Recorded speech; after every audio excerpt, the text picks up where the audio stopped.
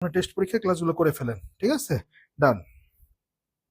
Sir গত ক্লাসে তো অর্থ মেটা প্যারাটা বুঝি নাই স্যার, গত ক্লাসের অর্থ মেটা প্যারাটা বুঝি নাই। ক্লাসটা আরেকবার করেন, ক্লাসটা একবার করলেই তো বোঝার কথা। ক্লাসটা একবার করেন, কোথায় বুঝেন না আমাকে বলেন। গত ক্লাসের তাসিন ওয়ালাইকুম আসসালাম, অর্থ মেটা প্যারা গত ক্লাসে যে করাইছি, গত ক্লাসটা একটু করেন। একবার না বুঝলে ক্লাসটা আবার করেন, একবার না বুঝলে ক্লাসটা আবার করেন। আমি তো সোজাভাবে শেখাইছি, আমি তো কঠিন কিছু বলি নাই, সোজাভাবে শেখাইছি। ক্লাসটা একবার করেন বুঝবেন, ক্লাসটা একবার করেন বুঝবেন, ঠিক আছে? আমাকে কে জানি প্রশ্ন করছে গত ক্লাসের একটা টপিক থেকে, স্যার অর্থ প্যারাতেও আপনি প্লাস দিছেন, আবার আপনি মেটাতেও প্লাস দিছেন, মনে পড়ে? দেখেন তো মনে পড়ে কি শিখাইছিলাম? প্রথমে পাঁচটা বেঞ্জিন আঁকতে হবে। প্রথমে কয়টা বেঞ্জিন? পাঁচটা। একটা, দুইটা, তিনটা, চারটা,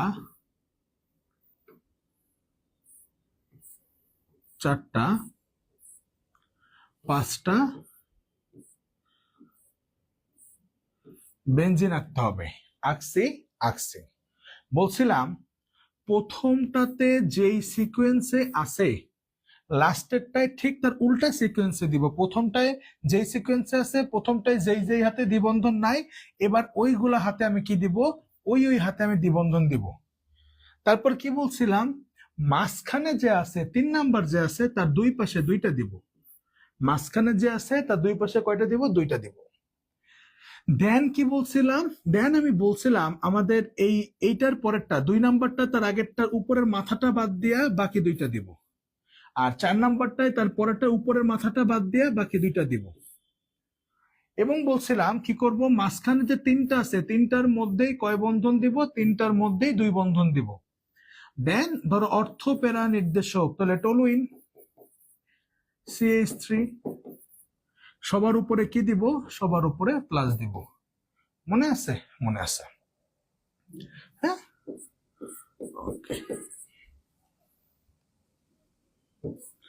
অর্থ প্যারা কি গ্রুপ? অর্থ প্যারা হলো সক্রিয়কারী গ্রুপ। অর্থ প্যারা কি গ্রুপ? সক্রিয়কারী গ্রুপ। আর মেটা কি? নিষ্ক্রিয়কারী গ্রুপ। পড়াইছে না? দ্বিবন্ধন থাকলে মেটা, পাই বন্ধন থাকলে মেটা, পাই বন্ধন না থাকলে অর্থ বা প্যারা, পাই বন্ধন না থাকলে কি? পাই বন্ধন না থাকলে অর্থ বা প্যারা। পড়াইছি না? পড়াইছি। আচ্ছা,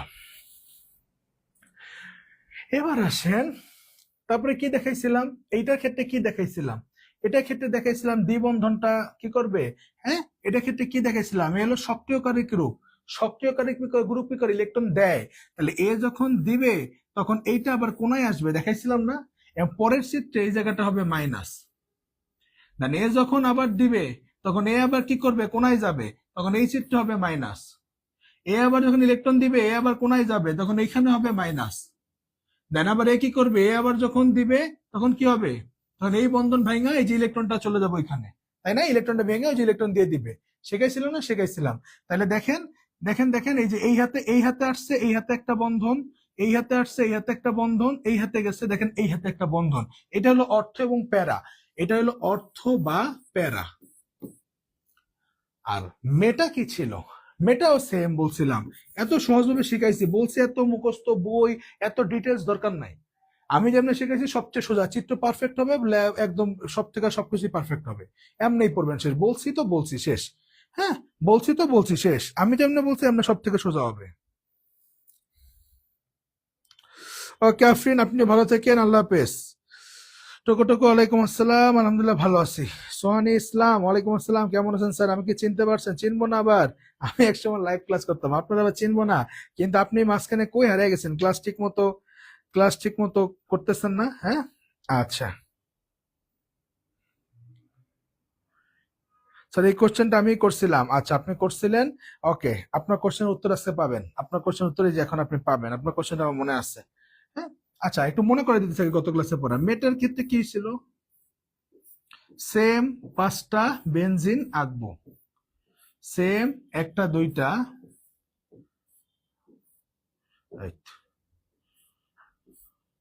তিনটা, চারটা,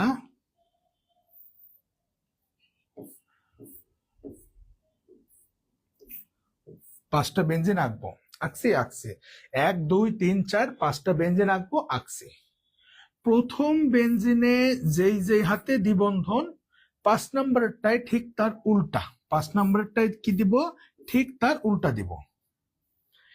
তারপর কি বলছিলাম, মাঝখানেরটা কি করব, দেখেন আপনার কিন্তু অর্থপের আলাদা স্কেল আছে, এক সিস্টেমে সবই পারতেছেন আপনি, যাই আসুক। মাঝখানে 3 নাম্বারটায় দুই পাশে 2টা দিব। দেন সেকেন্ডটা কি করব, মাথার চান্দি বাদ দিয়া 2টা, এখানে 4 নাম্বার কি করব, মাথার চান্দি বাদ দিয়া 2টা।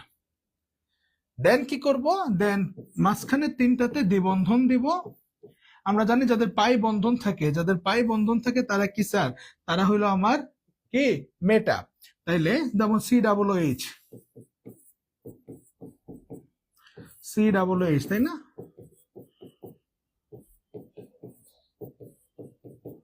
COOH।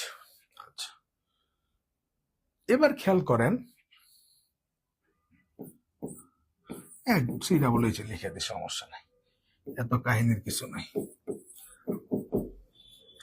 এবার যারা মেটা নির্দেশক, তারা আমি বলছিলাম নিষ্ক্রিয়কারী গ্রুপ, তারা ইলেকট্রন নেয়। তাহলে এ যখন ইলেকট্রন টান দিবে তখন এই বন্ধনটা ঘুরে যাবে। এ যখন ইলেকট্রনকে টান দিবে পাই বন্ধনটা ভেঙে ঘুরে যাবে, ঘুরে গেলে এই হাতে চলে যাবে, এই যে এইখানে চলে আসছে বা ঘুরা জি। তাহলে এই কার্বন পাইছে, এই কার্বনটা কি ফাঁকা হয়ে গেছে না? ইলেকট্রন ঘাটতি হবে না? জি স্যার, এর কিন্তু ইলেকট্রন কি হবে, এর কিন্তু ইলেকট্রন ঘাটতি হবে। দেন ওর ইলেকট্রন কে দিবে, এ টান দিবে। এই বন্ধন যখন আবার ঘুরে এই পাশে আসছে, এই বন্ধন যখন ঘুরে এই পাশে চলে আসছে, তখন আবার এই কার্বন পাইছে কি, এই কার্বনটা ফাঁকা হয়ে গেছে না? এখানে আবার ইলেকট্রনের ঘাটতি হচ্ছে না? জি স্যার।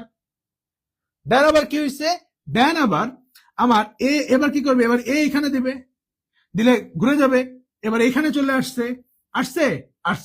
এখন কার্বন তো এই 2টা হাত পাইলো, এই হাতটা কি আবার ফাঁকা হয়ে গেল না? জি স্যার। তখন কি হবে, তখন এ আবার কি করবে, এর কাছ থেকে টান দিবে, হ্যাঁ, গ্যাপ পূরণ করার জন্য, দিলে এই বন্ধন দেখেন এখানে চলে আসছে। সিম্পল কথাবার্তা। এটা হলো আমার অর্থপ্যারা, এটা হলো আমার মেটা। খেলা কি ছিল, খেলা ছিল ইলেকট্রোফাইল কোথায় আক্রমণ করবে, যেখানে ইলেকট্রন ঘনত্ব বেশি। কন্ডিশন ছিল যে অবশ্যই স্বাভাবিক, যেখানে চিনি বেশি, যেখানে গুড় বেশি, পিঁপড়া তো ওই জায়গায় যাবে। চিনি যেখানে বেশি, গুড় যেখানে বেশি, পিঁপড়া এখানেই যাবে। তাইলে আমার ইলেকট্রন ঘনত্ব যেখানে বেশি, ইলেকট্রন ঘনত্ব বেশি যেখানে ইলেকট্রোফাইলের আক্রমণ, সেখানে স্বাভাবিক, যেই জামাইয়ের টাকা বেশি শ্বশুর বাড়ির তার আপ্যায়ন বেশি, শালারা সেখানে অ্যাটাক করে বেশি, যার কাছে গেলে তো আমি টাকা পাবো, তাই না? যেই জামার টাকা বেশি মেয়ে সেখানে বিয়ে দিবে, হ্যাঁ তাই না? তাই তো। আচ্ছা, তাহলে ইলেকট্রন ঘনত্ব যেখানে বেশি, যেখানে ইলেকট্রোফাইলের আক্রমণ সেখানে, যেখানে ইলেকট্রনের ডেন্সিটিটা বেশি, হ্যাঁ, যেই জামার টাকা বেশি তার আপ্যায়নও কি, তার আপ্যায়নও বেশি। তাহলে মনে রাখবেন যে এখানে অ্যাটাকটা কোথায় হবে, অর্থ প্যারামিটারে, যেই জামার টাকা বেশি সেখানে কি আপ্যায়ন বেশি, তাহলে যেখানে ইলেকট্রন বেশি সেখানে অ্যাটাকটা হবে। ঠিক আছে? তো আমাদের দেরি হয়ে গেল না, এটা গত ক্লাসটা একটু রিভিউ করতেছিলাম, অনেকেই বললো যে আরেকবার বোঝান, এই যে মিলা বললো যে স্যার আরেকবার বোঝান, গত ক্লাসটা বুঝে নাই, তাই আরেকবার একটু রিভিউ করাইতেছি। ঠিক আছে, তাই আরেকবার একটু রিভিউ করাইতেছি। মিলা আসতেছি, আপনার প্রশ্নে আসতেছি। এবার অর্থ প্যারার ক্ষেত্রেও মাঝখানে 3টা প্লাস, আমি বলছিলাম মেটার ক্ষেত্রেও মাঝখানে 3টা প্লাস, সব সেম, সব খেলা সেম। চিত্র আঁকার জন্য একটা সিস্টেম শেখাইছি, সবার জন্য সেম। এবং প্রত্যেকের মাঝখানে আমি কি দিব, এরকম 2 দিকে অ্যারো দিব। প্রত্যেকের মাঝখানে কি দিব, প্রত্যেকের মাঝখানে আমি 2 দিকে অ্যারো দিব। প্রত্যেকের মাঝখানে আমি 2 দিকে কি দিব, 2 দিকে আমি অ্যারো দিব। এই হলো আমার অর্থপ্যারা মেটা। তো অর্থপ্যারা কেন, দেখেন এখানে এই পজিশনটা, তারপরে কোন পজিশনটা, এই পজিশনটা, তারপর কোন এই পজিশনটা, দেখেন 3টা পজিশন থেকে তাকান। অর্থপ্যারার ক্ষেত্রে আমার এই যে বেনজিন ভদ্রলোক, এর এই পয়েন্টটায় আর এই পয়েন্টটায় ইলেকট্রন ঘনত্ব বেশি। দেখেন এই পয়েন্টটায় নেগেটিভ থাকে মানে কি ইলেকট্রন ঘনত্ব বেশি, এই পয়েন্ট আর এই পয়েন্ট, এই 3 পয়েন্টে ইলেকট্রন ঘনত্ব বেশি, তার মানে অ্যাটাকটা হবে এই 3টা পয়েন্টে। আমি বলছিলাম যদি এখানে মূলকটা থাকে, হ্যাঁ, মূলকের সাথে দুইটা কি অর্থ পজিশন, ঠিক তার অপোজিটটা হলো প্যারা পজিশন। এইটা হলো আমার অর্থ পজিশন, এটা হলো আমার প্যারা পজিশন। তাহলে অর্থ প্যারার পজিশন কোনটা, এই যে এইটা আর এটা। এবার আসেন মেটার ক্ষেত্রে কি হয়েছে দেখেন তো, মেটার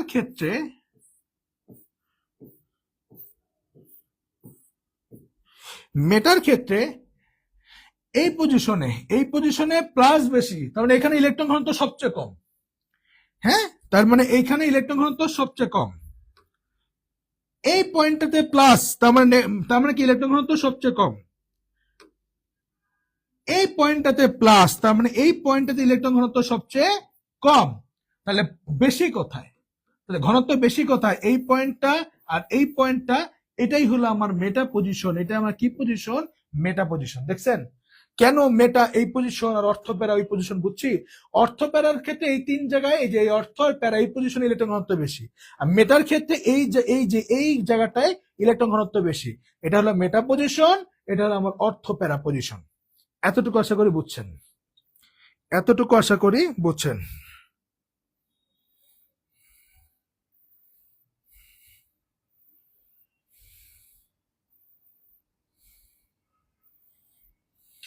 হ্যাঁ, ডান।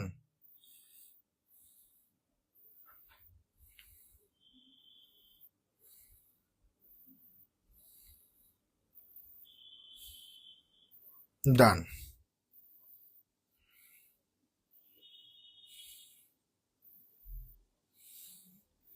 আসতেছি মিল, আপনার প্রশ্নে আমি আসতেছি। বাস্তব উদাহরণ আইতে সিফাত তো পুরো একেবারে ওকে। ডান ডান। সবাই এতটুকু বুঝছে না, সবাই এতটুকু বুঝছে, এতটুকু সবাই বুঝছে। ডান। এবার আসেন, এবার একটা প্রশ্ন আমার কাছে আসছে, স্যার অর্থ প্যারার ক্ষেত্রেও প্লাস, মেটার ক্ষেত্রেও প্লাস কেন স্যার, এরা তো ইলেকট্রন দিতেছে। হ্যাঁ, অর্থ প্যারা হলো সক্রিয়কারী গ্রুপ, তাহলে তারা ইলেকট্রন দিতেছে, প্লাস হয়েছে, ঠিক আছে স্যার, এটা নাহলে বুঝলাম। এরা তো ইলেকট্রন নিতেছে, মেটা গ্রুপ তো ইলেকট্রন নিতেছে, তাতে নেগেটিভ হওয়ার কথা। কিন্তু আপনি বলছেন দুইটার ক্ষেত্রে, অর্থ প্যারা বা মেটা সবার ক্ষেত্রে মাঝখানে প্লাস। এটা স্যার কি, এটা বুঝি নাই, তাই না? আপনাদের প্রশ্ন এটাই ছিল, বলেন এই প্রশ্নটা কার কার মনে আসছে? হ্যাঁ বলেন, এই প্রশ্নটা কার কার মনে আসছে? মিলার মনে আসছে, আর কার কার মনে আসছে বলেন। হ্যাঁ, অর্থ প্যারার ক্ষেত্রে স্যার এরা ইলেকট্রন দিতেছে, তাই সে প্লাস মানলাম। কিন্তু এইখানে তো সে ইলেকট্রন নিল, টান দিল, তাহলে নিলে তো সে মাইনাস হইতে পারতো, তাহলে এই জায়গায় সে স্যার প্লাস হইলো কেন? হ্যাঁ স্যার, দুইটাই প্লাস কেমন হইলো বলেন? এই প্রশ্নটা কার কার মনে আসছে বলেন, এই প্রশ্নটা কার কার মনে আসছে একটু বলেন, একদম ফ্র্যাঙ্কলি বলেন, অনেস্টলি বলেন যে কে কার কার মনে আসছে, কে কে এটা বুঝি নাই।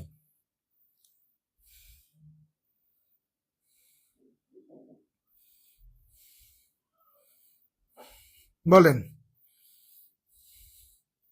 বলেন সবাইকে এতটুকু বুঝছে কিনা, কে কে এই জায়গাটায় বুঝেন নাই, কার কার মনে এই জায়গাটা একটা কিন্তু আছে, আমার একটু বলেন, এটা অনেস্টলি বলেন। হ্যাঁ, একটু অনেস্টলি বলেন, কার কার মনে এই জায়গাটা একটা কিন্তু আছে, ঠিক আছে, একটু বলেন আমাকে।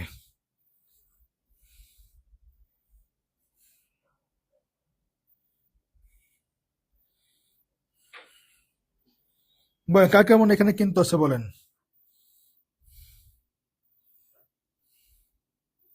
বলেন বলেন, খালি একজন, আর বাকিরা কি বুঝছেন? বাকিরা সবাই বুঝছেন? আচ্ছা, এবার আপনাদের কনফিউশন আমি ক্লিয়ার করি, দেখেন, ধরেন সিএইচও, এটা একটা কি নির্দেশক, এটা একটা মেটা নির্দেশক, বেঞ্জালডিহাইড, এটা একটা মেটা নির্দেশক জি। কেন? কারণ কারণ আমার এখানে কি আছে, সি, কার্বন আর অক্সিজেনের মধ্যে পাই বন্ধন আছে, দ্বিবন্ধন আছে, পাই বন্ধন থাকলে মেটা। জি স্যার। এবার একটু লক্ষ্য করেন, যাদের মনে এই প্রশ্নটা আসছে একটু দেখেন কেন প্লাস হইল। হ্যাঁ, কেন প্লাস হইল?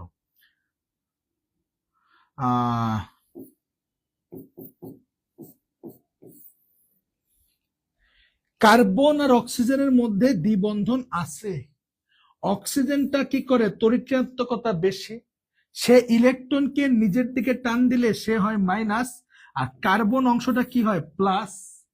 হ্যাঁ, তো এই কার্বন আমরা তো মেইনলি অ্যাটাকটা কার উপর ডিপেন্ড করে হয়, অ্যাটাকটা কার্বনকে কি অ্যাটাক করতেছে তার উপর ডিপেন্ড করে হয়। তাইলে আমার এইখানে সিএইচও তে কার্বন যে প্লাস, ওই ওই কার্বনের প্লাসটাই পুরোটার উপর লেখা হয় প্লাস। হ্যাঁ, কার্বনের প্লাসটাই পুরোটার উপর লেখা হয় প্লাস। এই কারণে সিএইচও আপনার কাছে মনে হইতেছে মাইনাস হবে না, এখানে সিএইচ এর উপর প্লাস হয়েছে। সেম ভাবে সি ডাবল এইচ, হ্যাঁ, অক্সিজেন যখন ইলেকট্রন টান দিছে কার্বনটা তখন কি হয়ে গেছে, প্লাস হয়ে গেছে। এই কারণে তখন পুরোটার উপর আমি লিখছি কার্বন প্লাস। আশা করি বুঝাইতে পারছি। বলেন এইবার বুঝছেন কিনা?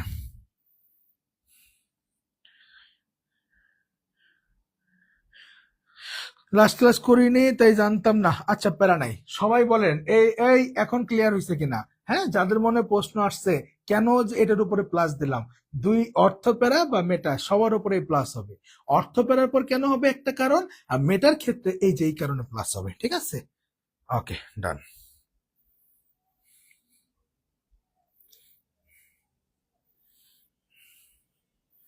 ডান, ক্লিয়ার না? ক্লিয়ার, ডান, ওকে। আপনাদের অ্যান্সার তাহলে পাইয়া গেছেন। ওকে, এবার আসেন, এই গেল গত ক্লাসের রিভিউ, আর গত ক্লাসের যে কনফিউশন ছিল ক্লিয়ার করলাম। এবার আসেন আমাদের গত দিন ক্লাসটা নিতে পারি না, এই কারণ হইলো আপনারা সবাই জানেন যারা আমার এফআরপি তে ক্লাস করছেন, লাস্ট ক্লাসটা এফআরপি তে লাস্ট দিন আমি ক্লাস নিতেছিলাম, ক্লাস পড়াইতেছি সুন্দর একটা মোমেন্টে যাইয়া হঠাৎ করে আমার বোর্ডটা এক অফ হয়ে গেল।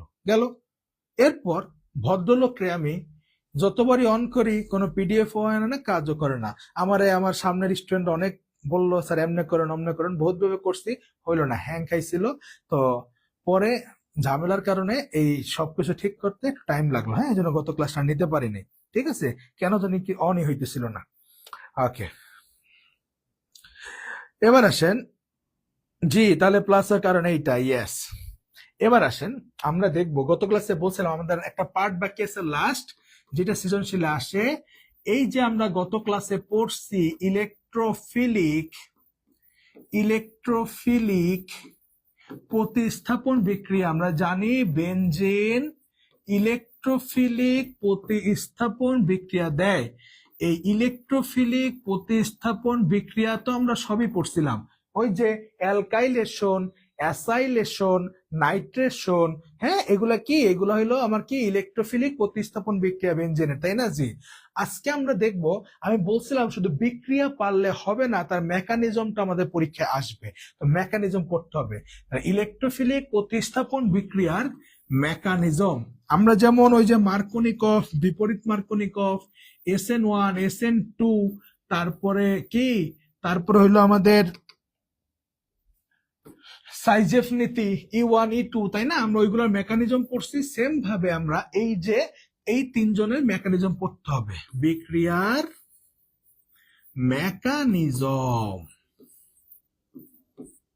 ইলেকট্রোফিলিক প্রতিস্থাপন বিক্রিয়ার মেকানিজমটা আমাদের একটু পড়তে হবে।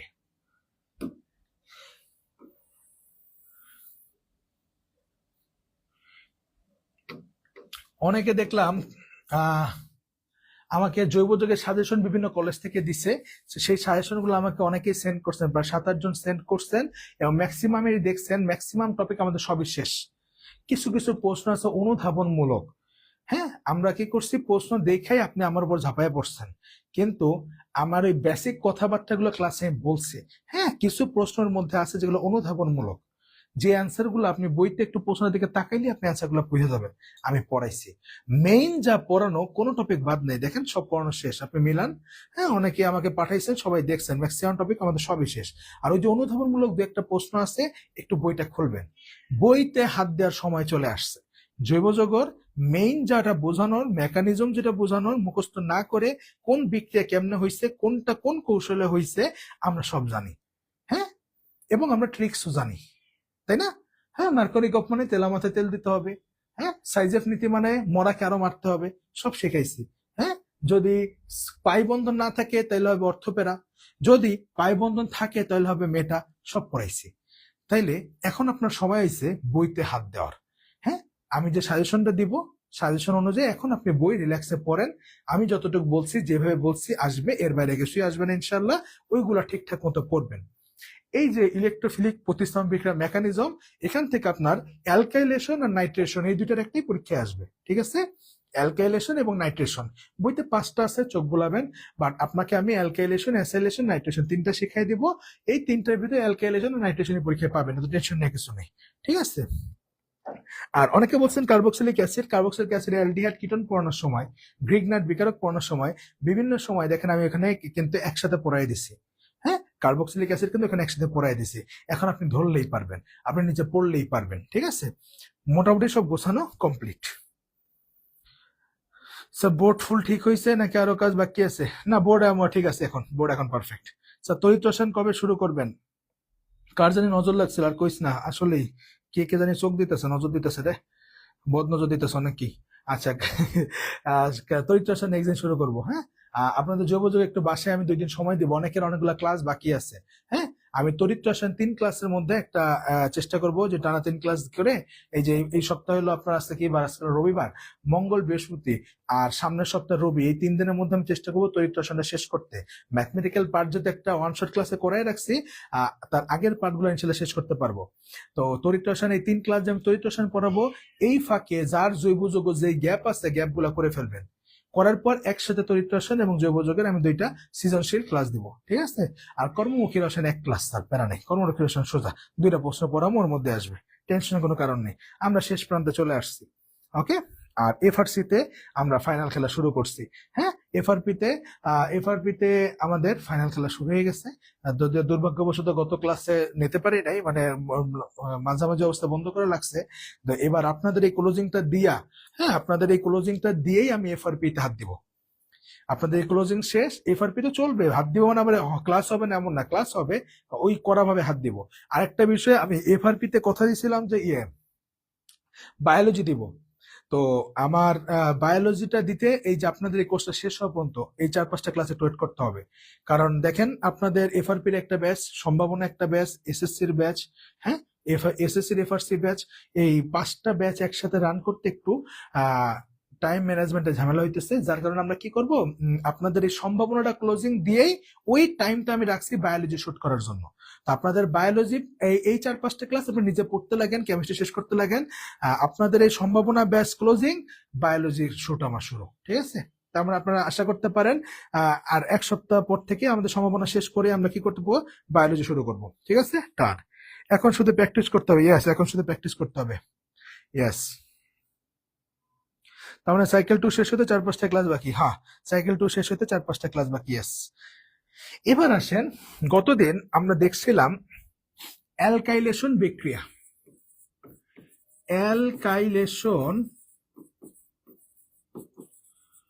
অ্যালকাইলেশন বিক্রিয়া কি ছিল মনে পড়ে? দেখেন তো, মনে পড়ে অ্যালকাইলেশন বিক্রিয়াটা? এই যে আমার বেনজিন অ্যালকাইলেশন, হ্যাঁ, কত ক্লাসে পড়াইছি।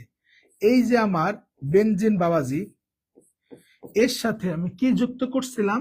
এই বেনজিন বাবাজির সাথে আমি যখন মিথাইল ক্লোরাইড যুক্ত করছিলাম, হ্যাঁ, আমার কি হয়েছিল? আমার বেনজিনের একটা হাইড্রোজেনকে প্রতিস্থাপিত করে সেখানে আইসা কে যুক্ত হয়েছিল? সেখানে আইসা আমার এই CH3 মূলক যুক্ত হয়েছিল। আর এই এইচটা সিএল নিয়ে কি হয়ে গেছিল? আলাদা হয়ে গেছিল, এই সিএল।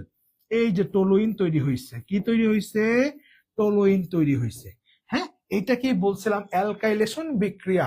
হ্যাঁ, এটাকে কি বলছিলাম? এটাকে আমি বলছিলাম অ্যালকাইলেশন বিক্রিয়া। এটা হলো আমার বেনজিনের অ্যালকাইলেশন বিক্রিয়া। আর আরেকটা কথা, যেহেতু এখানে বেনজিন দিছি, আপনি টলুইনটা এখানেও যুক্ত করতে পারেন, এখানেও পারেন, এখানেও পারেন। এগুলো সব গত ক্লাসে ক্লিয়ার করছি কনসেপ্ট, যে বেনজিন থাকলে আপনি যে কোনো জায়গায় যুক্ত করতে পারেন, কোনো সমস্যা নাই। গেল এই অ্যালকাইলেশন। আর এবার আজকে আমরা স্পেশাল কি দেখবো? আজকে আমরা স্পেশাল দেখবো মেকানিজম। আজকে আমরা স্পেশাল দেখবো মেকানিজম। হ্যাঁ, আজকে আমরা স্পেশাল কি দেখবো, মেকানিজম। এই বিক্রিয়াটা হইল কিভাবে, এই বিক্রিয়াটা হইল কিভাবে, বিক্রিয়াটা হইল কেমনে, চলেন দেখি। এখানে কেমনে হয়েছে জানেন? ঘটনা হইল, প্রথমে কি হয় জানেন? প্রথমে এখানে প্রভাবক লিখতে হবে অনার্দ্র অ্যালুমিনিয়াম ক্লোরাইড, অনার্দ্র অ্যালুমিনিয়াম ক্লোরাইড। হ্যাঁ, আচ্ছা, প্রথমে এটা তো আমার মেইন বিক্রিয়কটা, আর এটা হলো আমার বিকারকটা। হ্যাঁ, এটা আমার কি বিক্রিয়ক, আর এখানে অ্যাটাক করে যে বিকারকটা এটা, তাই না? শেষ রাইশন অ্যাটাক করবে, আর এটা হলো প্রভাবক। তো প্রথমে বিকারকের খেলা। এই যে বিকারক CH3Cl এবং এর সাথে কে আছে, প্রভাবক AlCl3, ক্লোরাইড এই পাশটা মাইনাস, এই প্রান্তটা কি আমার প্লাস। এখন কি হবে, এই CH3 প্লাসটা আলাদা হয়ে গেল, আর AlCl3 কি করছে, আরেকটা ক্লোরাইডের সাথে সন্নিবেশ বন্ধনের মাধ্যমে AlCl4 মাইনাস তৈরি করছে। অ্যালুমিনিয়াম ফাঁকা ডি অরবিটাল আছে, অ্যালুমিনিয়ামের আবার অষ্টক সংকোচন আছে। পর্যায়বৃত্ত ধর্ম যখন পড়াইছিলাম সাইকেলনে, চিল্লায় চিল্লায় পড়াইছিলাম। হ্যাঁ, ডি ব্লক মৌল পড়ানোর সময়, আদ্র বিশ্লেষণ পড়ানোর সময় চিল্লায় চিল্লায় পড়াইছিলাম। তাইলে এখানে আমার অ্যালুমিনিয়াম ক্লোরাইড AlCl3 আরেকটা Cl এর সাথে সন্নিবেশ বন্ধনের মাধ্যমে AlCl4 মাইনাস তৈরি করে। হ্যাঁ, অ্যালুমিনিয়াম কি আছে, ফাঁকা ডি অরবিটাল আছে, অ্যালুমিনিয়ামের কিন্তু অষ্টক সংকোচন আছে। আর এই CH3 প্লাসটা আলাদা হইল, অ্যাটাক করার জন্য সে রেডি, অ্যাটাক করার জন্য সে রেডি।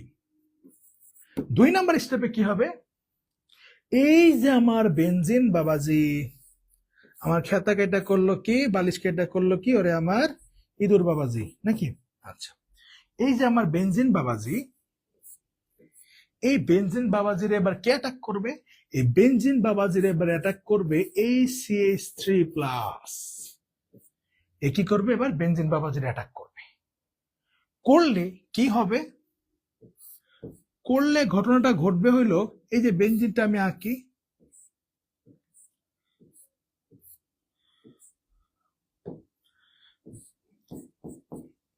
বেনজিনে এসে অ্যাটাক করলো CH3 প্লাস। এখানে তো একটা H আছে, এ আইসে এখানে অ্যাটাক করলো, এই একবারে হাইড্রোজেনে সরাইতে পারে না। তো এ আইসে যখন এটা অ্যাটাক করলো, যুক্ত হবে কোন হাতটায়, এই যে হাতটা ছিল না, এই হাতটা ছিল না, এই বন্ধনটার সাথে সে এই যে যুক্ত হয়েছে। এইখানে যে হাতটা ছিল এটাই ঘুরে গেছে, যে এর সাথে সে যুক্ত হয়েছে। হইলে কি হাতটা থাকবে না? থাকবে কোন হাত, এই হাত আর এই হাত। জি স্যার। তো যখন এই হাতটারেও নিয়ে নিচ্ছে, এখানে একটা কি ঘাটতি তৈরি হয়েছে, জি, তখন আবার এ যে কি করবে, এখানে অ্যাটাক করবে, করবে। এ যে যখন এর দান করবে, করলে এবার এটা ঘুরে যাবে, জি স্যার, এ ঘুরে যাবে।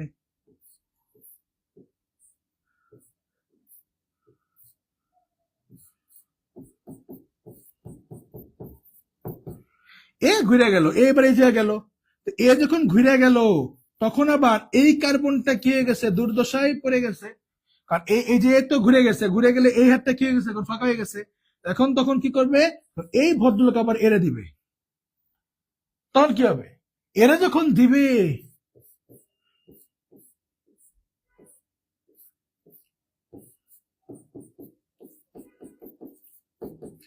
তখন কি হবে, তখন এই হাতটা আবার ঘুরে গেল, এইখানে চলে আসলো। এইখানে কি আবার ঘাটতি তৈরি হলো না? এ তো ঘুরে গেছে, ঘুরে এই হাতে আসছে, এখানে কি ঘাটতি তৈরি হয়ে গেছে না? জি স্যার। তখন কি হবে, হাইড্রোজেন কে আরে বাপ রে বাপ, এত ঝামেলার দরকার নাই, এই বেটা এই জায়গায় যুক্ত হয়ে এ নিজের কুই থেকে উইরে এসে জুড়ে বসলো, বৈশা আমার একটা প্যাচ লাগাচ্ছে, ভিতরে মেকানিজম ঝামেলা বানা দিচ্ছে। কারণ হাইড্রোজেন সুন্দর মতো হাতটা ছেড়ে দিয়ে ইলেকট্রনটা দিয়ে ওর মতো আলাদা হয়ে গেল। হ্যাঁ, ও ওর মতো খেয়ে যাবে, আলাদা হয়ে যাবে। এই জিনিসটা তোমার বইতে এরকম নাই। তোমার বইতে এই জিনিসটারে কেমনে দেখাইছে,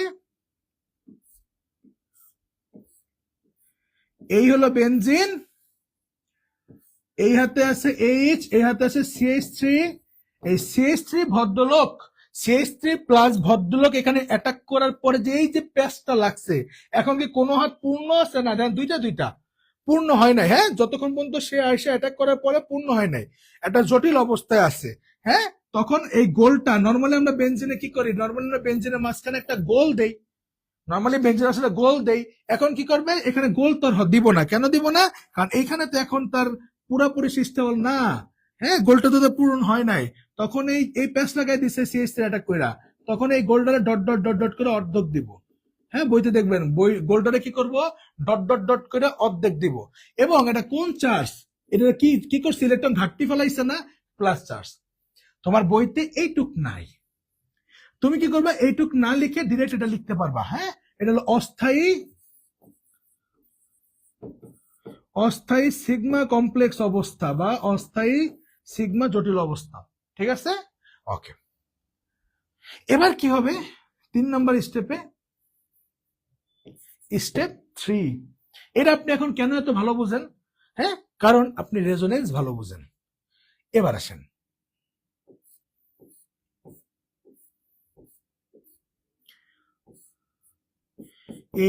CH3 প্লাস। হ্যাঁ, এবার কি হবে, ওই যে AlCl4 মাইনাস এর এইচ একটা সিএল নিয়ে কি তৈরি করবে, HCl।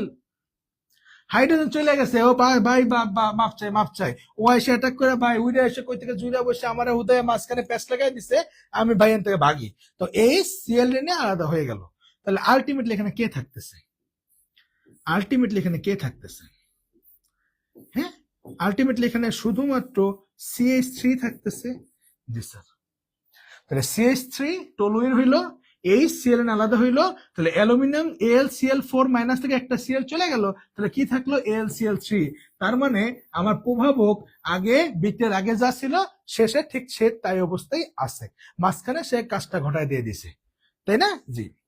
সবাই বলবেন, জি, তো সবাই বলবেন একটু বুঝছেন কিনা মেকানিজমটা, পরীক্ষাটা লাগবে, পরীক্ষায় এইটা লাগবে। জোস না জোস?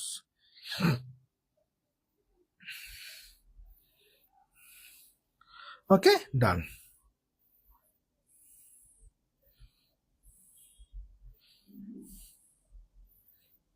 স্যার বায়ো এর ফ্রি ক্লাস দিবেন ইউটিউবে, বায়োলজি ফ্রি ক্লাস ইউটিউবে।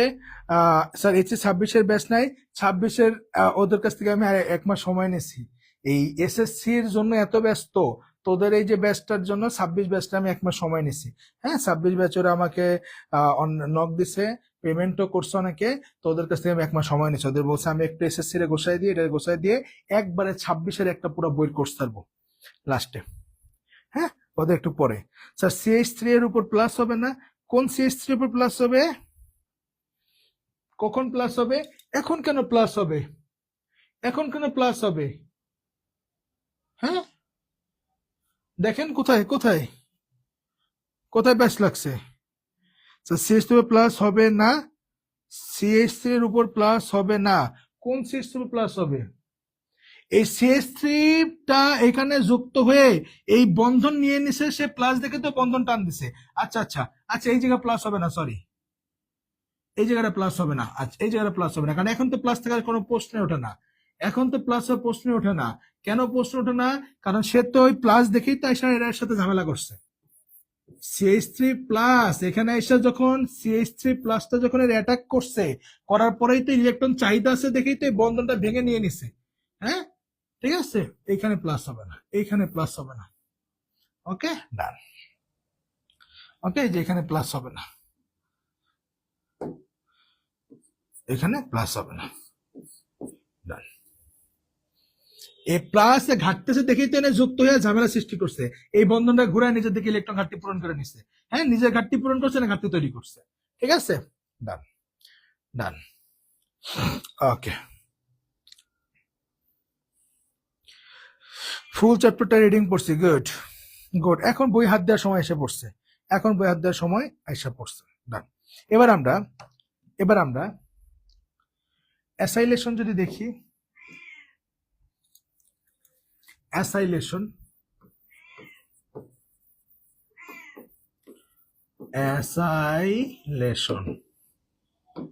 মাও আমার বিড়াল ভাই যে ডাকতেছে, আরে অ্যাসাইলেশন।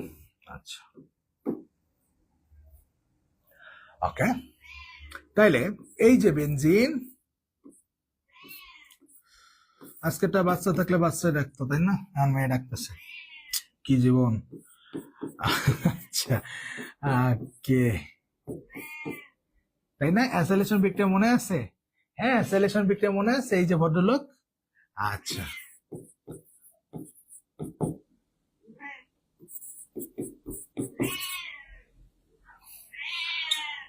ওকে, ডান। কি হবে বিক্রিয়ায়? হাইড্রোজেনকে সরায় দিয়া যুক্ত হবে কে? যুক্ত হবে অ্যাসিটোফেনন মূলক, তাই না? তাহলে অ্যাসিটোমূলক যখন যুক্ত হয়েছে, অ্যাসিটোমূলক যুক্ত হবে আর এইচ আর সিএল আলাদা হবে। এই ছিল আমার অ্যাসিলেশন বিক্রিয়া। বেনজিন কি করছে? বিক্রিয়া করে এই পজিটিভ পোর্শনটা চলে আসছে, এই সিএল আলাদা হয়ে গেছে, তাই না? ডান। এটার নাম কি ছিল? এটার নাম ছিল অ্যাসিটাইল ক্লোরাইড। এর নাম কি ছিল? এর নাম ছিল অ্যাসিটাইল ক্লোরাইড। অ্যাসিটাইল ক্লোরাইড, তাই না? যাই, এবার চলেন একটু মেকানিজম দেখি। এবার একটু আমরা এটার মেকানিজম দেখব। এর কি দেখবো? এর মেকানিজম দেখবো। এই জায়গায় ধরবে, লেখি মেকানিজম। ওই যে দরজা ভেঙে ফেলাইতেছে। মেকানিজম, আচ্ছা, কি হবে? বিকারক আর কার খেলা? বিকারক আর প্রভাবকের খেলা। তাহলে CH3 সি ডাবল বন্ড ও Cl আর কি AlCl3, এই মাইনাস পোর্শন প্লাস পোর্শন। হ্যাঁ, তখন কি হবে আমরা জানি, এই প্লাস পোর্শনটা আলাদা হয়ে যাবে, কারণ এই তো ইলেকট্রোফাইল, এইটা অ্যাটাকটা করবে ইলেকট্রোফিলিক, তাই না? তাহলে CH3 সি ডাবল বন্ড ও প্লাস আর AlCl3 Cl মাইনাসটা নিয়ে কি করবে? AlCl4 minus. Then second step কি হবে? সেকেন্ড স্টেপে এই যে বেনজিন ভদ্রলোক, বেনজিন যে ভদ্রলোক আছে, এই যে ভদ্রলোক, এই ভদ্রলোকের সাথে কে যুক্ত হবে? CH3 সি ডাবল বন্ড ও প্লাস। ইলেকট্রোফাইল অ্যাটাক করবে। অ্যাটাক করলে কি হবে? অ্যাটাক করলে একটা কি হবে বলেন? বলেন, এই এইচ আর কি COCH3 লিখে দিলাম। হ্যাঁ, যেহেতু এখানে এরকম করে সিও লিখতে পারতেছে না, জায়গা নাই, ডিরেক্ট COCH3 লিখে দিলাম। হ্যাঁ, এটা কি সিগমা কমপ্লেক্স অবস্থা, তাই না? সিগমা কমপ্লেক্স অবস্থা। 3 নাম্বার স্টেপে কি হবে? এই যে সিগমা কমপ্লেক্স, সিগমা জটিলায়ন অবস্থা,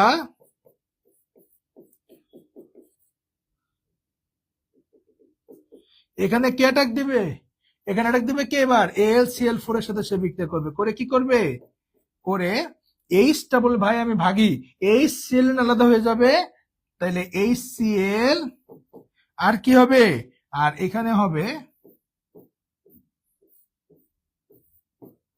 COCH3। শেষ। এই হলো আমার অ্যাসাইলেশন বিক্রিয়া, তাই না? এই হলো আমার অ্যাসাইলেশন বিক্রিয়া। কঠিন কিছু না রে ভাই, বেসিক ক্লিয়ার থাকলে, বেসিক যদি ক্লিয়ার থাকে তাহলে কোনো ঘটনাই না। হ্যাঁ, জৈব রসায়নটা সোজা। জৈব রসায়ন মানুষের ভয়ে মরে যায়, হ্যাঁ তাই না? কি অবস্থা, জৈব রসায়ন ভয়ের কিচ্ছু নাই। এমনি বুঝে পড়েন, আর কিচ্ছু লাগবে না, ঠিক আছে? বুঝে পড়েন, কিচ্ছু লাগবে না। ডান, ডান, সবাই বুঝছি? সবাই বুঝছি, ডান, ওকে, ডান। স্যার এবারে কিছুই বুঝি নাই। এই, আগেরটা বুঝলে এটা কেন বুঝবেন না? আগেরটা বুঝলে এটা কেন বুঝবেন না? মাইরে একদম মাথা ফাটাই দিব। আগেরটা বুঝলে এটা বুঝবে না, কি অবস্থা? এই যে বিকারক, এই যে বিকারক, হ্যাঁ, এই পার্টটা হলো প্লাস, এই পার্টটা হলো মাইনাস। এর সাথে যে আগের মতো সেম ঘটনা তো সেম। প্রভাবক, এই প্লাস পার্ট, এই মাইনাস পার্ট, এই Cl রে LCl3 নিয়ে LCl4 মাইনাস করলো, আর প্লাস পার্টটা আলাদা করলো, সেম আগের মতো। হ্যাঁ, CH3 প্লাস আলাদা হয়েছে, LCl3 ক্লোরিন আলাদা করে ফেলছে। এইটা একটা দিবে, এই তোমার ইলেকট্রোফিলিক, এই তোমার ইলেকট্রোফাইল, তাই না? পজিটিভটাই তোমার ইলেকট্রোফাইল, জি। এবার কার সাথে অ্যাটাক করবে? বেনজিন রে। অ্যাটাক করলে কি হবে? বেনজিনে যখন অ্যাটাক করে একটা মধ্যবর্তী জটিল অবস্থা আসে, তাই না? হ্যাঁ, অস্থায়ী সিগমা কমপ্লেক্স অবস্থা আছে, অস্থায়ী সিগমা জটিলায়ন সৃষ্টি হয়। তো আপনার এটা দেখে না দেখালেও চলবে, আপনি সরাসরি এই যে সিগমা কমপ্লেক্স অবস্থা দেখাবেন। হ্যাঁ, কি হয়? এখানে কি হয়, সিগমা কমপ্লেক্স অবস্থায় কি হয়, এখানে এইচও থাকে, আবার এই মোমেন্টটা এসে কি অ্যাটাক করে, CH3+ অ্যাটাক করে, করলে কি হয়, এখানে এই যে মধ্য, এই যে সিগমা কমপ্লেক্স আয়ন এখানে প্লাস, দেন ফাইনালি LCl4 এর এই এইচটা একটা সিএল নিয়ে HCl, তাহলে অ্যালুমিনিয়াম ক্লোরাইড আলাদা হয়ে গেল, আর আলটিমেটলি থেকে গেল কে, এই যে আমার COCH3 আর বেনজেন, তাই না? সেম কাহিনী, আগের মতো সেম কাহিনী।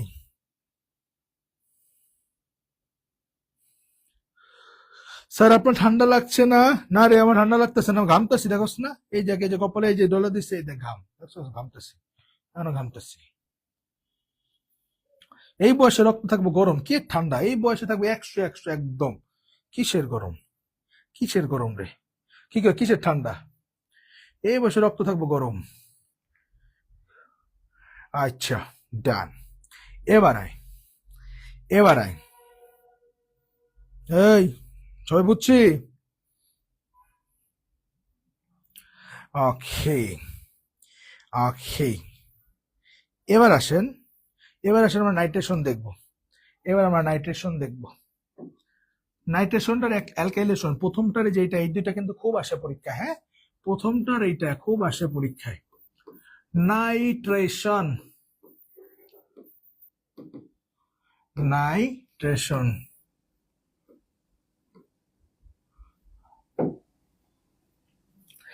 নাইট্রেশন বিক্রিয়া বোঝার জন্য একটা কথা মাথায় রাখতে হবে, যখন দুইটা অ্যাসিড একসাথে কাজ করে, যখন দুইটা অ্যাসিড একসাথে বিক্রিয়া করে, তখন যার সক্রিয়তা কম, যে অ্যাসিডটার সক্রিয়তা কম, সে ক্ষার হিসাবে ইউজ করা হয়, ক্ষার হিসাবে ব্যবহৃত হয়।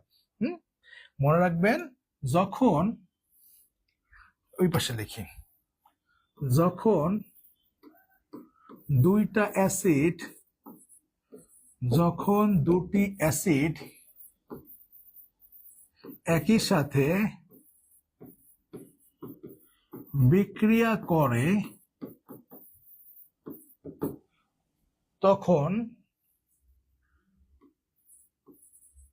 তখন যার সক্রিয়তা কম, যার সক্রিয়তা কম, সে ক্ষার হিসাবে, অর্থাৎ বেজ হিসাবে,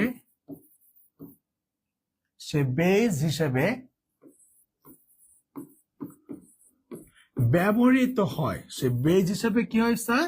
সে বেজ হিসেবে ব্যবহৃত হয়। যখন দুইটা অ্যাসিড একই সাথে বিক্রিয়া করে, তখন যার সক্রিয়তা কম, সে ক্ষার হিসাবে কি হবে স্যার? সে ক্ষার হিসাবে বা বেজ হিসাবে ব্যবহৃত হবে। আচ্ছা, এবার আসেন নাইট্রেশন মানে, নাইট্রেশন মানে হইল HNO3 আর কে থাকে H2SO4, দুইটাই অ্যাসিড, দুইটাই শক্তিশালী অ্যাসিড। জি, যখন দুইটা অক্সি অ্যাসিড, দুইটা অক্সি অ্যাসিডের মধ্যে আমরা পড়ছি, কিন্তু রাসায়নিক পরিবর্তনে পড়ছি, এই সম্ভাবনারই প্রথম ক্লাসটাতেই পড়ছি, হ্যাঁ। অক্সি অ্যাসিডের মধ্যে যার জারণ সংখ্যা বেশি, কেন্দ্রীয় পরমাণুর, তার তীব্রতা বেশি। এই দুইজনের ভিতর এর কেন্দ্রীয় পরমাণু জারণ সংখ্যা +6, এর কেন্দ্রীয় পরমাণু জারণ সংখ্যা +5। এই দুজনের ভিতর কেন্দ্রীয় মৌলের জারণ সংখ্যা কার বেশি? এই দুইটা অক্সি অ্যাসিডের মধ্যে এর কিন্তু জারণ সংখ্যা বেশি, তার মানে বেশি সক্রিয়। আমি তোমাকে বলছি, যখন দুইটা অ্যাসিড একই সাথে বিক্রিয়া করে, যার সক্রিয়তা কম, সে কি হিসাবে কাজ করবে? কি হিসাবে কাজ করবে? বেজ হিসাবে কাজ করবে। বেজ মানে তখন সে কি দিবে? OH দিবে। আর যে শক্তিশালী, সে কি হিসেবে কাজ করবে? সে অ্যাসিড হিসেবে কাজ করবে। অ্যাসিড কি আয়ন দিবে? H+ আয়ন দিবে। ঠিক আছে, ডান। কেন এটা বললাম? নাইট্রেশন বুঝতে গেলে এটা বোঝা লাগবে। নাইট্রেশন বুঝতে গেলে আমার এটা বোঝা লাগবে। একটু তাকান নাইট্রেশন, এবার বেনজিন। নাইট্রেশন মানে কি? নাইট্রেশন মানে কি? HNO3 আর কে?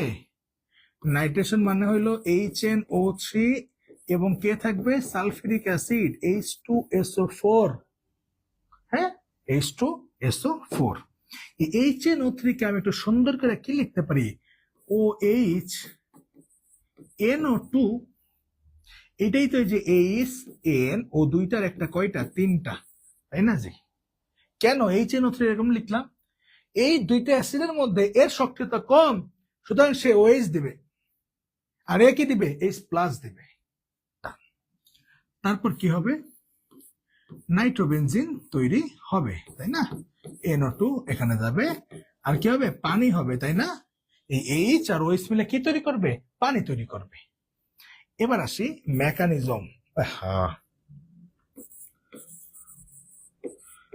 মেকানিজম, এই বিক্রিয়া গত ক্লাসে দেখাইছি, নাইট্রেশন বিক্রিয়া গত ক্লাসে দেখাইছি। আজকে আমরা দেখব মেকানিজম। আজকে আমরা কি দেখব? আজকে আমরা মেকানিজম দেখব।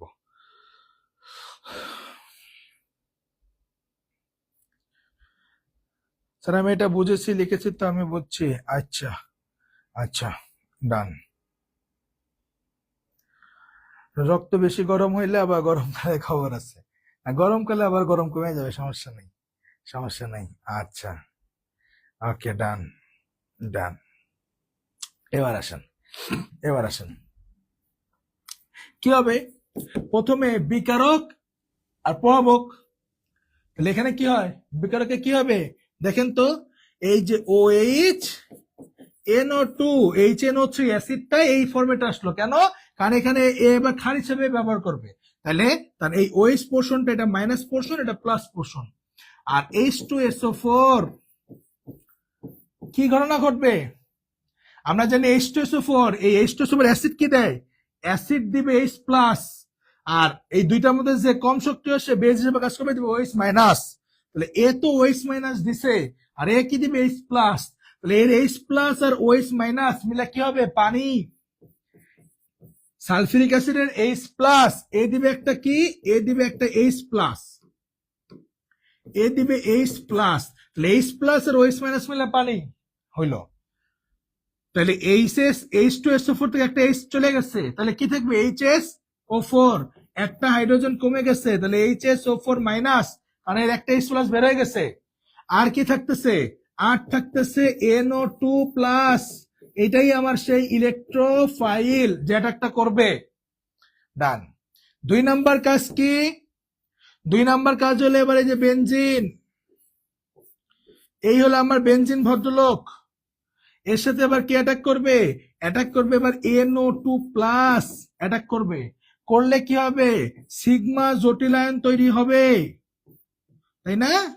হ্যাঁ, সিগমা জটিলায়ন H আছে এবং এখানে এসে যুক্ত হয়েছে NO2+, তখন কি ভেজাল লেগে যাবে ভিতরে? NO2+ হবে না, সরি, অ্যাটাক করবে কে? NO2, বেদ্যপ, তখন ভেজাল লেগে যাবে এবং কি হবে? প্লাস। এটার নাম কি? এটা হলো অস্থায়ী সিগমা জটিলায়ন, সিগমা কমপ্লেক্স। ডান। দেন ফাইনালি কি হবে? এই যে সিগমা কমপ্লেক্স, সিগমা জটিল আয়ন HrNO2, এর সাথে এবার কে? ওই যে HSO4 আসবে। হ্যাঁ, প্রভাবক ঘুরে ফিরে আগের ফর্মে চলে যাবে। তাহলে এই Hটা এর সাথে মিলে কি তৈরি করবে? H2SO4। তাহলে আলটিমেটলি কি থাকতেছে? আলটিমেটলি আমার NO2 নাইট্রোবেনজিন, H2O, আর H2SO4 তো সে তার মতো তৈরি হয়ে যাবেই, প্রভাবক তো যেমন ছিল তেমন হয়েই যাবে। তাইলে আমার নাইট্রোবেনজিন তৈরি হয়ে গেছে। এই হইলো আমার বেনজিনের নাইট্রেশনের মেকানিজম। কঠিন কিছুই না, হ্যাঁ, একদমই কঠিন কিছু না।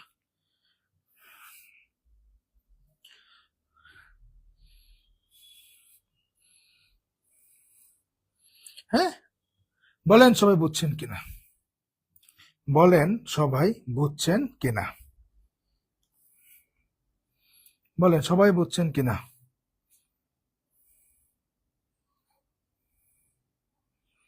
বলেন।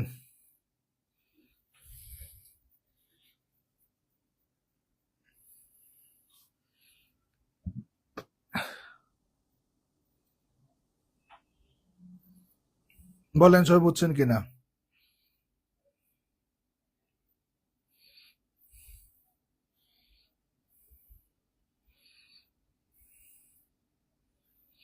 অ্যাসাইলেশন বিক্রিয়া অনাদ্য এলিমেন্ট ক্লোরাইড ব্যবহার করা হয় কেন? অনাদ্য এই প্রভাবকের উপরে তো ডিপেন্ড করতেছে। হ্যাঁ, মেকানিজমে তো প্রভাবক অনেক বড় ইফেক্ট ফেলতেছে। হ্যাঁ, এই এই প্রত্যেকটা শুধু অ্যাসাইলেশন কেন, অ্যালকাইলেশনে তো আছে, অ্যালকাইলেশনে তো অনাদ্য অ্যালুমিনিয়াম ক্লোরাইড আছে। হ্যাঁ, সবগুলো অনাদ্য অ্যালুমিনিয়াম ক্লোরাইড ব্যবহার করা হবে, সবগুলো অনাদ্য অ্যালুমিনিয়াম ক্লোরাইড ব্যবহার করা হবে। আর শুধুমাত্র আমার নাইট্রেশনের ক্ষেত্রে যে তখন সালফিউরিক অ্যাসিড ব্যবহার করা হবে। হ্যাঁ, এটাই তো আমার যে মেকানিজমে হেল্প করতেছে, কেন ব্যবহার করবো না? বিটটা ঘটাতে গেলে তোর ভূমিকা আছে। স্যার লাস্ট ক্লাস না করে বুঝতে পারছি, গুড, ভেরি গুড, ডান ডান। এবার একটা প্রশ্ন খুব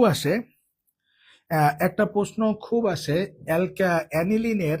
অ্যানিলিনের নাইট্রেশন ব্যতিক্রম কেন? অ্যানিলিনের নাইট্রেশন ব্যক্তিটা আমার দেখা যায় না কেন? আমি কই অ্যানিলিনের নাইট্রেশন ব্যতিক্রম কেন, অর্থাৎ মেটাধর্মী কেন? হ্যাঁ, এই প্রশ্নটা খুব আসে। ঠিক আছে, ডান। চলেন আমরা এবার এটা দেখবো। সালফোনেশনটা একটু নিজে পড়ে নিয়ে, হ্যাঁ, একবার চোখ বুলেন, আসবে এই তিনটার মধ্যে একটা, মেইনলি অ্যালকাইলেশন আর নাইট্রেশনের মধ্যে আসবে। কোশ্চেন,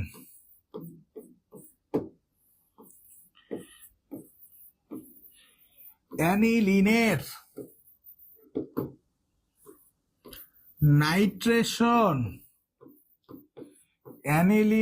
নাইট্রেশন মেটাধর্মী কেন?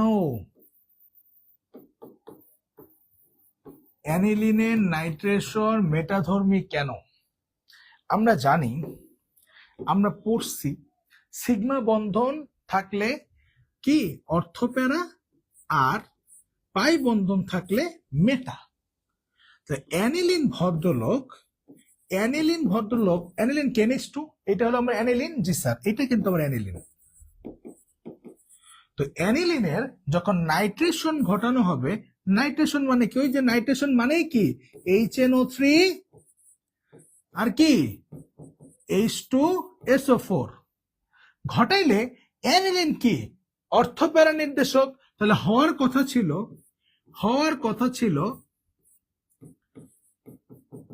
আমার এই নাইট্রেশন মানে কি, নাইট্রোমূলক যুক্ত হবে। নাইট্রোমূলক কোথায় যুক্ত হবে? হ্যাঁ, হয় অর্থ পজিশনে অথবা কোন পজিশনে? অথবা এই যে প্যারা পজিশনে, তাই না? তাহলে আমরা জানি যে অ্যানিলিন হলো অর্থ বা প্যারা নির্দেশক, তাইলে তার অর্থ বা প্যারা পজিশনে বসার কথা, কি বসার কথা, কিন্তু না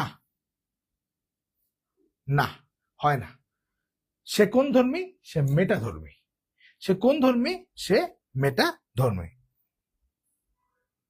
হ্যাঁ, বই থেকে চোখ বোলাবি। স্যার আজকে কি শেষ হয়ে যাবে চ্যাপ্টার? শেষ তো, খেলা তো শেষ, এখন ফিনিশিং তো একটা কথা বলতেছি, মেইন পড়া শেষ, এখন এটা আপনাদের পড়তে হবে। আপনারা পরে দেখেন। আর আপনারা আমার এই কোর্স শেষ হলে কি আমি পালাই যাব? না। হ্যাঁ, এমন হয় যদি আপনারা 1 মাস পরেও পড়তেছেন, কোনো হালকা বোঝার নাই, কত সমস্যা হয়েছে, আমাকে একটা নক দিবেন, টেলিগ্রাম গ্রুপ থাকবে তো, বোঝা হয়ে যাবে না তো, যখনই সমস্যা হবে আমরা বলবেন। হ্যাঁ, মানে এখন আপনার পরিশ্রমের সময়, মেকানিজম, খেলা, মেইন টপিক, পরীক্ষা যা আসবে আমার শেষ। এখন ওই ছোট এমসিকিউ, অনুধাবন, কিছু ব্যতিক্রম যা আছে এই দেখলে আপনি পারবেন, আপনার মেইন খেলা শেষ। এখন আপনি বই নিয়ে বসেন, প্র্যাকটিস করেন, না বুঝলে ওটা একটু ঘাটেন, কিন্তু কন্ডিশন একটাই, নিজ জায়গায় ঘাটবেন। হ্যাঁ, প্রশ্ন দেখতেছি কমন করতেছি না, করি নাই, স্যারের সাথে বললাম না, ওটার উত্তর দেখেন, ওটা কেন হইলো বুঝেন, বোঝার চেষ্টা করে যদি দেখেন যে আমি বুঝাই নাই, ওটা আপনাকে কোনো জানেনি না এই পজিশন, তখন আপনি আমার নক দেন। ঠিক আছে, এই হলো বিষয়, তাহলে আপনি শিখতে পারবেন। হ্যাঁ, আমার নক দিলে তো সমস্যা নাই, সমস্যা হলে আপনি তাহলে শিখতে পারবেন। ওকে, ডান। অ্যানিলিন বিশ্বাসঘাতক পৃথিবীতে যে কে বিশ্বাসঘাতক আর কে না, এটা বলাই মুশকিল। হ্যাঁ, কারো চেহারাই আসলে বোঝা যায় না। আচ্ছা, অ্যানিলিন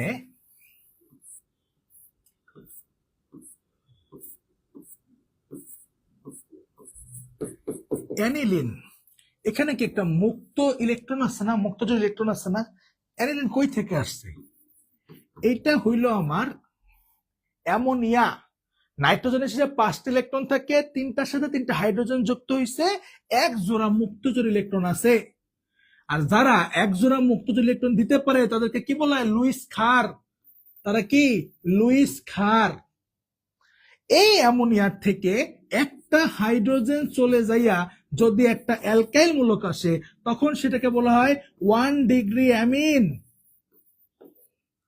যদি দুইটা হাইড্রোজেন চলে যে দুই হাতে দুইটা অ্যালকাইল মূলক যুক্ত হয় তখন তাকে বলে 2 ডিগ্রি অ্যামিন। যদি তিনটা হাইড্রোজেন চলে যে তিন হাতে তিনটা অ্যালকাইল মূলক যুক্ত হয় তাকে বলা হয় 3 ডিগ্রি অ্যামিন। তাইলে প্রত্যেকের কাছে কিন্তু মুক্তজোড় ইলেকট্রন আছে, আর যারা একজোড়া মুক্তজোড় ইলেকট্রন দিতে পারে তারা কি? ক্ষার। তার মানে প্রথম কথা, এরা কি? এরা ক্ষার ধর্মী। কি ধর্মী? ক্ষার ধর্মী। এই ভদ্রলোক কি করে জানেন? এই ভদ্রলোক যখন নাইট্রেশন বিক্রিয়া ঘটায়, যখন নাইট্রেশন বিক্রিয়া ঘটায় সালফিউরিক অ্যাসিডকে H+ আয়ন দেয়। এ কি করে? এই অ্যাসিডের H+ নিয়ে সে কি তৈরি করে জানেন?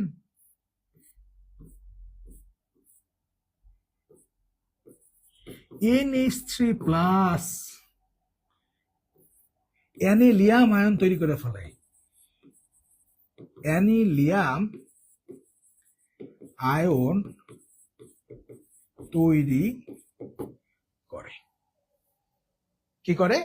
অ্যানিলিয়াম আয়ন তৈরি করে। হ্যাঁ, আমরা পড়ছি না? NH3 এ কি করে? একটা H+ গ্রহণ কইরা কি করে? NH4+ করে কিনা? করে। সেম ভাবে NH2 একটা H+ নিয়ে NH3+ তৈরি করে, অ্যানিলিয়াম আয়ন তৈরি করে, যেটা পরবর্তীতে নাইট্রো যৌগ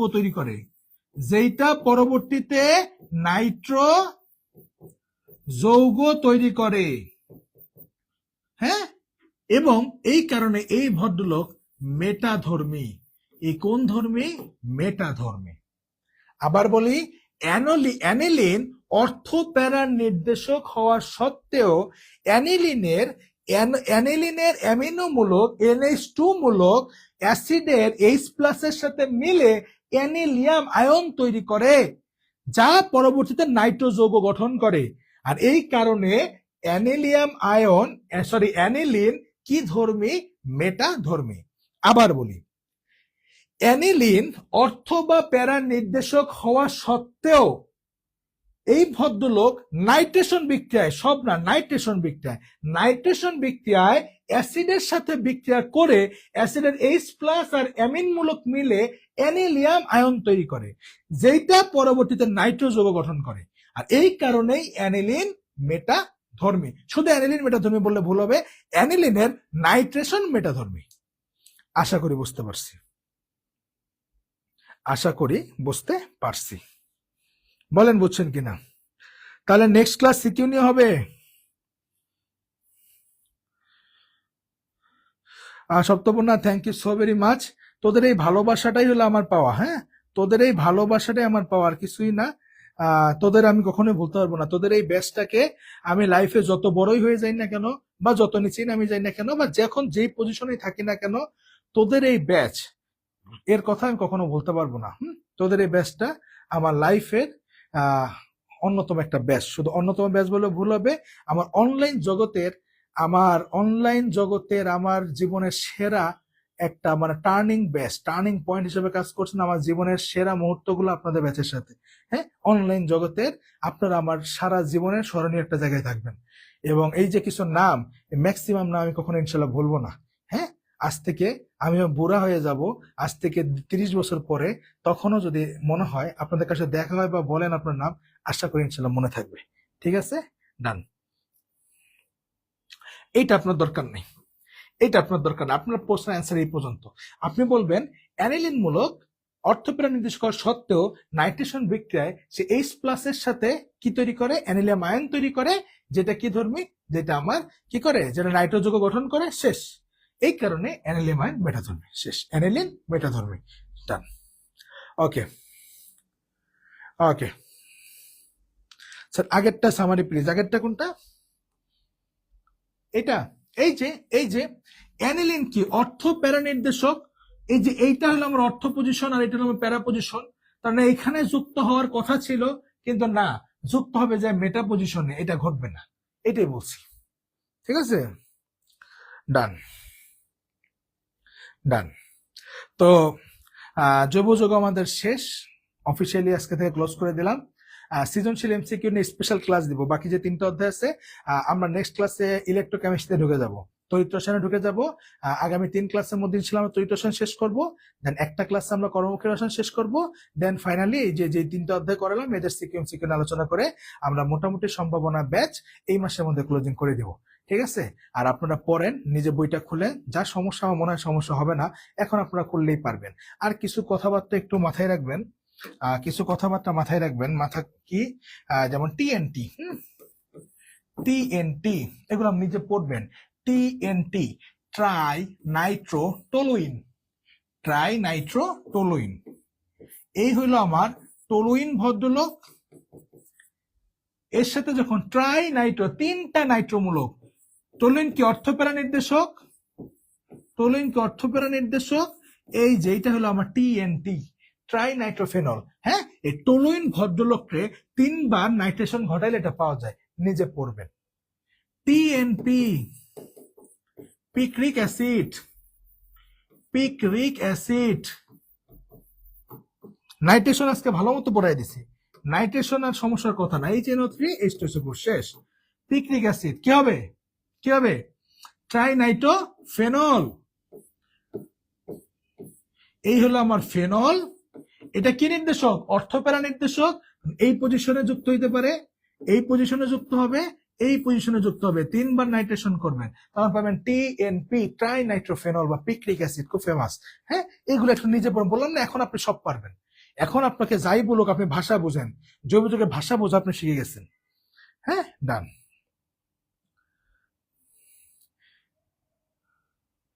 NH3+ তো প্যারাতে আছে তাই না, NH3+ কই প্যারাতে, NH3+ কোথায় প্যারাতে, এইটা অর্থ, প্যারা তো অপোজিটটা, আর এটা মেটা, প্যারাতে নাই। ঠিক আছে, ডান। তো মোটামুটি সবাই বুঝছেন। আর FRP ব্যাচ যারা, আপনাদের তো শেষ বলা কিছু নাই, আপনারা তো এবার আরেক খেলার শুরু FRP ব্যাচের জন্য। তো আপনাদের যারা সম্ভাবনা ব্যাচে আছেন আপনাদের জন্য পরীক্ষা নিব, জৈব যৌগের উপর একটা মেগা এক্সাম নেব, জৈব যৌগের উপর একটা মেগা এক্সাম নেব, অথবা এমন হইতে পারে আপনাদেরকে আমি একটা দিন টাইম দিয়ে আমি হয়তো মেগা এক্সামটা নিয়ে নিতে পারি। ঠিক আছে, গ্রুপে জানাই দেবো না। আর আপনারা যারা FRP ব্যাচ আছেন তারা মানসিক ভাবে রেডি হয়ে যান, আমি আমার অফলাইনও সেম ভাবে শুরু করছি, আপনাদের পার অধ্যায় শেষ হওয়ার সাথে সাথে মারাত্মক মেগা পরীক্ষা শুরু হয়ে যাবে। হ্যাঁ, এই পরীক্ষাটাই আপনার সাজেশন বলে দিতেছি। FRP ব্যাচে যারা আছেন আপনাদের জন্য আমি যে স্পেশাল যে পরীক্ষাগুলো নিব, এই পরীক্ষা সিকিউএমসিকিউ সলভ করলে আপনি বোর্ড ইনশাআল্লাহ 100% কমন পাবেন। ঠিক আছে, শুধু আপনারা মানসিকভাবে রেডি হয়ে যান। এটা সম্ভাবনা এখন আমার মেইন প্যারা শেষ হইতেছে, আলহামদুলিল্লাহ ক্লোজিং দিতে পারতেছি, আর আমাদের খুব বেশি কিছু বাকি নাই। আপনারা এখন মানসিকভাবে রেডি হয়ে যান আগামী 6 মাস খেলার জন্য। আপনারা খুব লাকি ব্যাচ, আপনারা ইসের জন্য প্র্যাকটিস করার জন্য, রিভিশন করার জন্য প্রায় 6 মাস সময় পাইতেছেন। যদি আমরা মেয়ের 20 তারিখ ইনশাল্লাহ আমার জন্মদিনের দিন ক্লোজ করে দিব, অনলাইন অফলাইন সব আমি আমার FRP ব্যাচ ইনশাল্লাহ মাথায় আছে যে ক্লোজ করে দিব। আপনাদের তো নিজের একটু পড়তে সময় দিতে হবে, এটাই টার্গেট আছে আমার। ডান। আজকে কততম লেকচার গেল, আজকে 23তম লেকচার গেল। তো ইনশাল্লাহ সবাই ভালো থাকেন, সুস্থ থাকেন, আপলোড করে দিতেছি PDFটা। তো সবাইকে আজকের মতো আল্লাহ হাফেজ।